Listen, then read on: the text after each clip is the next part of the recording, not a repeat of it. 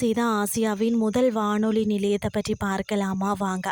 வானொலி ஒளிபரப்பு கொடி கட்டி பறந்த காலத்தில் ஒருவர் புதிதாக வானொலி பெட்டி வாங்க கடைக்கு சென்றால் அவர் கேட்க முதல் கேள்வி இந்த வானொலி பெட்டியில் இலங்கை வானொலி வருமா என்பது தான். அந்த அளவிற்கு இலங்கை வானொலி புகழ் பெற்றது.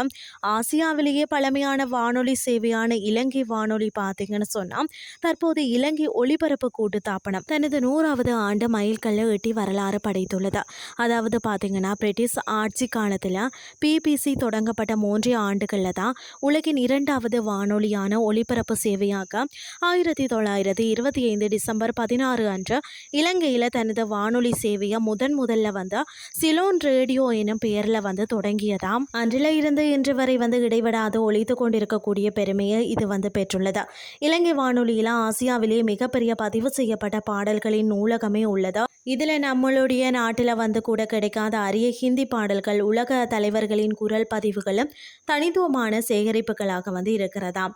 1922ஆம் ஆண்டு பார்த்தீங்கன்னா தந்தி அலுவலகத்திற்கு தலைமை பொறியியலாளராக பதவியேற்ற இலங்கை எட்வர்ட் காப்பர் இலங்கையில் ஒளிபரப்பு சேவையை தீவிரமாக முன்னெடுத்து சென்றவர் ஆவார். இவர் தான் பார்த்தீங்கன்னா முதலாவது சோதனை அடிப்படையிலான ஒளிபரப்பிய அதாவது வயர்லெஸ் கிளப் எனும் பெயரில் கொழும்பின் மத்திய தந்தி அலுவலகத்தின் மிக சிறந்த ஒரு அறை ஒன்றில் பார்த்தீங்கன்னா 1924ஆம் ஆண்டு 2:30 மணிக்கு அப்போதைய இலங்கை கவர்னர் சர் வில்லியம் ஹென்றி ஆற்றிய உரையை ஒளிபரப்பினாராம்.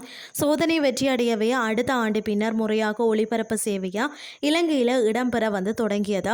இது பார்த்தீங்கன்னா கொழும்பு வானொலி என அறியப்பட்டதா. இது 1925ஆம் ஆண்டு டிசம்பர் 16ஆம் தேதி அன்றைய பிரித்தானிய இலங்கை ஆளுநர் சேர் இயோகிலி பர்டு என்பவரால் அதிகாரப்பூர்வமாக ஆரம்பித்து வைக்கப்பட்டது. 2ஆம் உலகப் போரின் போது இலங்கை வானொலி என்பது ரேடியோ அதாவது சவுத் ஈஸ்ட் ஆசியா கமெண்ட் எனும் பெயரில் மவுண்ட் பேட்டன் தலைமையில் இயங்கியது. அப்போது போர் பற்றிய தகவல்களுக்கு முன்னுரிமை கொடுத்து உலகப்போர் முடிவுக்கு வந்ததும் இலங்கை சுதந்திரம் பெற்றது. அதனால் இலங்கை அரசிடம் இலங்கை வானொலி கொடுக்கப்பட்டது. அதன் பின்னர் தான் அது 1949ஆம் ஆண்டு சிலோன் ரேடியோ என்று பெயரிட்டு இயங்கியதாம். அப்போது அதன் ஒளிபரப்பு 3 வகையானதாக இருந்ததா. அவை ஆல் ஆசியா நேஷனல் வர்த்தக சேவை. இது ஆசியாவின் முதல் வணிக குறுகிய அலை வானொலி நிலையம்னு சொல்லலாம். இந்த வானொலி சேவை பார்த்தீங்கன்னா 1949 ரேடியோ சிலோன் என மறுசீரமைக்கப்பட்டதாம். 1951ஆம் ஆண்டு பார்த்தீங்கன்னா இலங்கை வானொலி தமிழ் வர்த்தக ஒளிபரப்ப தொடங்கியதாம். இதற்கு விதை போட்டவர் பார்த்தீங்கன்னா எஸ் நடராசா. 1953ஆம் ஆண்டு தனிப்பட்ட ஒளிபரப்ப தமிழ், தெலுங்கு மற்றும் மலையாள மொழிகளில் தொடங்கியதாம். தொடர்ந்து 1967 ஜனவரியில் 5 இலங்கை ஒளிபரப்பு கூட்டமைப்பு என பெயர் மாற்றப்பட்டதாம். 1952ஆம் ஆண்டு பார்த்தீங்கன்னா PV கேஸ்கர் என மத்திய அமைச்சர் திரைப்பட பாடல்களை ஆல் இந்திய ரேடியோவில் ஒளிபரப்ப தடை விதித்தாராம். அந்த சூழலை தங்களுக்கு சாதகமாக பயன்படுத்தி கொண்ட இலங்கை வானொலி வர்த்தக சேவையின் மூலம் ஹிந்தி மற்றும் தமிழ் சினிமா பாடல்களை தடையின்றி ஒளிபரப்பி கோடிக்கணக்கான ரசிகர்களை ஈர்த்தது. திரைப்படங்கள் தியேட்டரில் ரிலீஸ் ஆகும் முன்பே இலங்கை வானொலி ஒளிபரப்பியது. 1972ஆம் ஆண்டு இலங்கை வானொலி இலங்கை ஒளிபரப்பு ஸ்தானம் என்ற ஒரு பெயர் மாற்றம் செய்யப்பட்டது.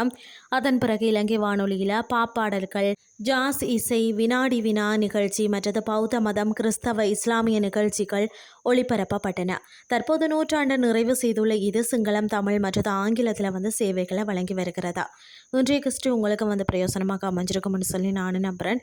இதே மாதிரி மற்றொரு கிறிஸ்டின் வாயிலாக உங்களை சந்திக்கிறேன். நன்றி.